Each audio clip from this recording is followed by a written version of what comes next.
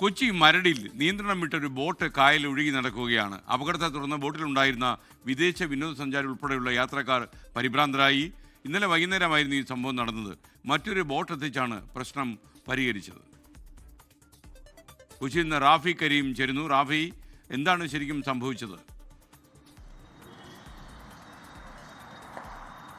SKN ഇന്നലെ വൈകിട്ട് 6 മണിയോടുകൂടിയായിരുന്നു മരട് കായലിൽ നിയന്ത്രണം നഷ്ടമായതിനെ തുടർന്ന് ടൂറിസ്റ്റ് ബോട്ട് ഒഴുകി നടന്ന ഒരു സംഭവം ഉണ്ടാകുന്നത്. 2 ടൂറിസ്റ്റുകളും ഒരു ജീവനക്കാരുമായിരുന്നു ഈ സമയത്ത് ബോട്ടിലുണ്ടായിരുന്നത്. ഈ ബോട്ടിൻ്റെ യന്ത്രം തകരാറിലായതിനെ തുടർന്നായിരുന്നു ഈ ബോട്ടിന് നിയന്ത്രണം നഷ്ടമായത്. പിന്നീട് ഈ ബോട്ട് കായലിൽ ഒഴുകി നടക്കുകയായിരുന്നു. ഏകദേശം അരമണിക്കൂറിലധികം സമയം ഈ ബോട്ട് ഈ നിലയിൽ കായലിൽ ഒഴുകി നടന്നു. പിന്നീട് ഇതേ കമ്പനിയുടെ തന്നെ മറ്റൊരു ബോട്ട് എത്തിച്ചതിന് ശേഷം യന്ത്ര തകരാർ പരിഹരിച്ചാണ് ഇവിടെ നിന്ന് മാറ്റിയത്. ഏകദേശം 1 മണിക്കൂറോളം സമയം വലിയ ആശങ്കയായിരുന്നു. കാരണം 2 ടൂറിസ്റ്റുകളും ഒരു ജീവനക്കാരും ഈ സമയം ബോട്ടിലുണ്ടായിരുന്നു.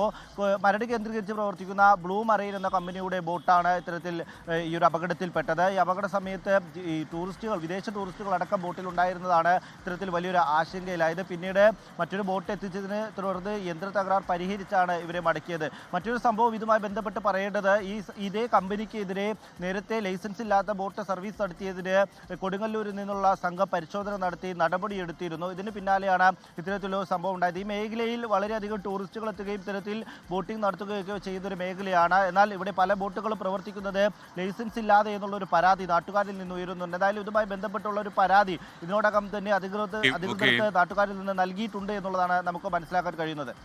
ലോകത്തെവിടെയായാലും ഏത് സമയത്തും 24 വാർത്തകളും ഓഗ്മെന്റഡ് റിയാലിറ്റി പാക്കേജുകളും എക്സ്പ്ലെയിനറുകളും വിശദമായി കാണാൻ ഞങ്ങളുടെ യൂട്യൂബ് ചാനൽ നിങ്ങൾക്ക് സബ്സ്ക്രൈബ് ചെയ്യാം.